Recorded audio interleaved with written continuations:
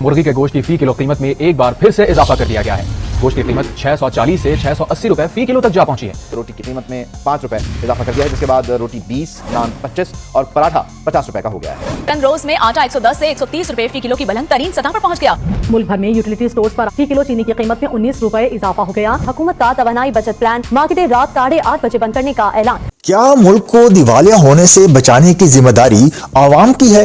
ये मुश्किल फैसले आवाम के हिस्से में क्यों? सियासतदान अपने खर्चे कम करने के मुश्किल फैसले क्यों नहीं करते? अयाशियां सियासतदानों के हिस्से में, महंगाई और मुश्किल फैसले सिर्फ आवाम के हिस्से में क्यों? सूबाई असम्बलियों की तनख्वाहें और इनके अखराजात, ये सब जानने की कोशिश करते हैं। हमारे साथ रहिए। मुअज़्ज़िज़ दोस्तों, अस्सलामु अलैकुम। मैं हूं उस्मान खटक। अगर आप हमारे चैनल पे नए हैं तो हमारे चैनल उस्मान खटक को सब्सक्राइब करें ताकि आप वो जान सकें जो जानना ज़रूरी है।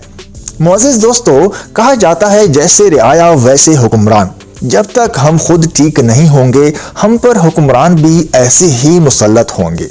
आइए अब ज़रा देखते हैं कि मुश्किल फैसले करने वाले क्या मराहत लेते हैं और क्या खर्च करते हैं।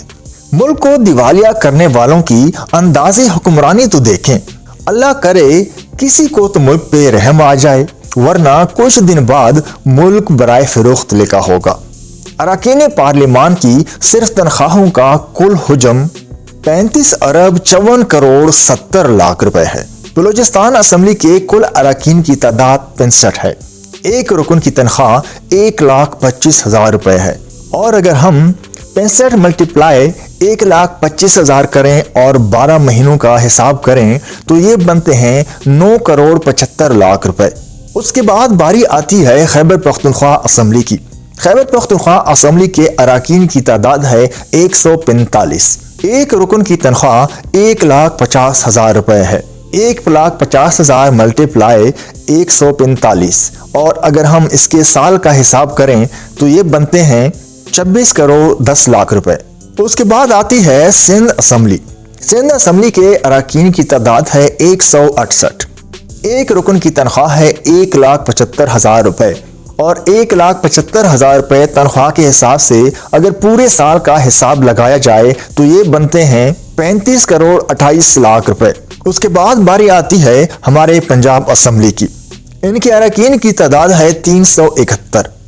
एक रुकन की तनख्वाह है 2,50,000 रुपए और अगर पूरे साल की तनख्वाहों का हिसाब किया जाए तो ये बनते हैं 1 अरब 11 करोड़ 30 लाख रुपए। उसके बाद है हमारी कौमी असम्बली। इनके अरकान की तादाद है 342। एक रुकन की तनख्वाह 3 लाख रुपए और इनकी सालाना तनख्वाहों की कुल रकम बनती है 1 अरब 23 करोड़ 12 लाख रुपए। उसके बाद है सेनेट। सेनेट के अरकान की तादाद है 104 और एक सेनेटर तनख्वाह लेता है 4 लाख रुपए। अगर इनके सालाना तनख्वाहों की बात की जाए तो ये बनते हैं 49 करोड़ 92 लाख और अगर इन तमाम तनख्वाहों को मिलाकर पूरे साल का हिसाब किताब किया जाए तो ये बनते हैं 35 अरब 54 करोड़ 70 लाख रुपए।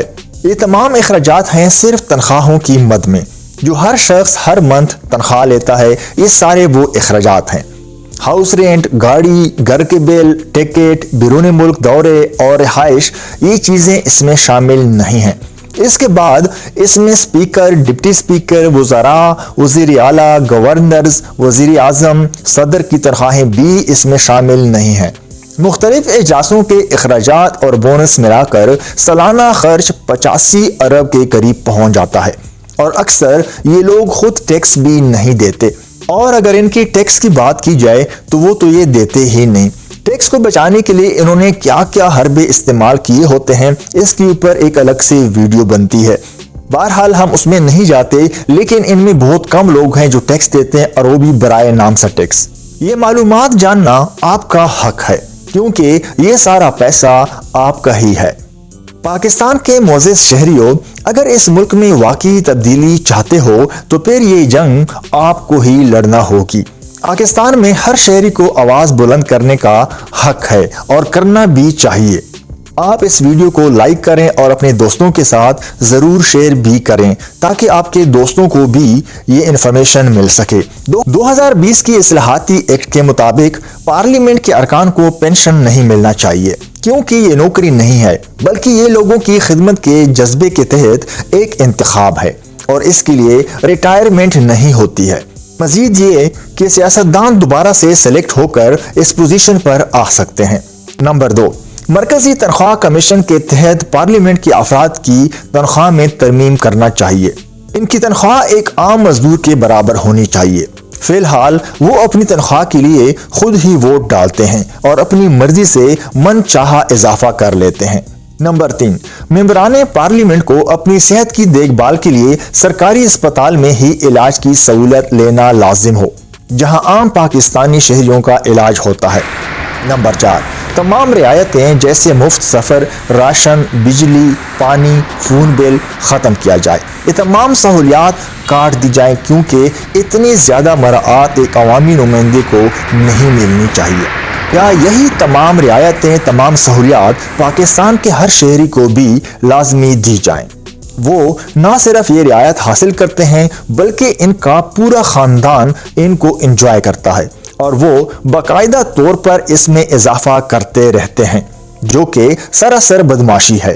نمبر 5، ایسے ممبران پارلیمنٹ جن کا ریکارڈ مجرمانہ ہو یا جن کا ریکارڈ خراب ہو، حال یا ماضی میں سزا یافتہ ہو، موجودہ پارلیمنٹ سے فارغ کیا جائے اور ان پر ہر لحاظ سے انتخابی عمل میں حصہ لینے پر پابندی عائد ہو اور ایسے ممبران پارلیمنٹ کی وجہ سے ہونے والے ملکی مالی نقصان کو ان کی جائیدادوں کو بیچ کر پورا کیا جائے۔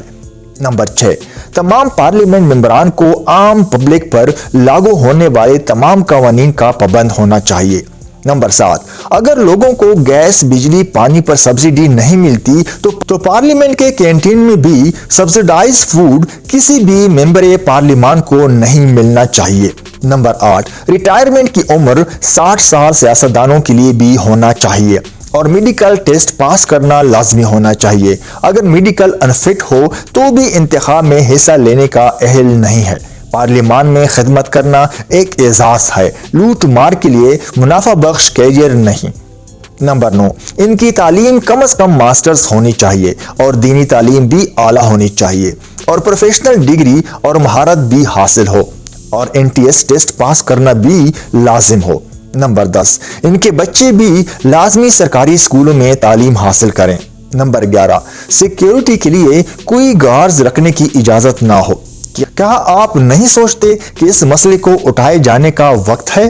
اگر آپ اس سے متفق ہیں تو اس کو ضرور شیئر کریں، اپنے لیے، اپنے آنے والی نسلوں کے لیے۔ معزز دوستو، اگر ویڈیو اچھی لگی ہو تو ہمارے چینل کو سبسکرائب کریں تاکہ آپ وہ جان سکیں جو جاننا ضروری ہے۔ اللہ حافظ۔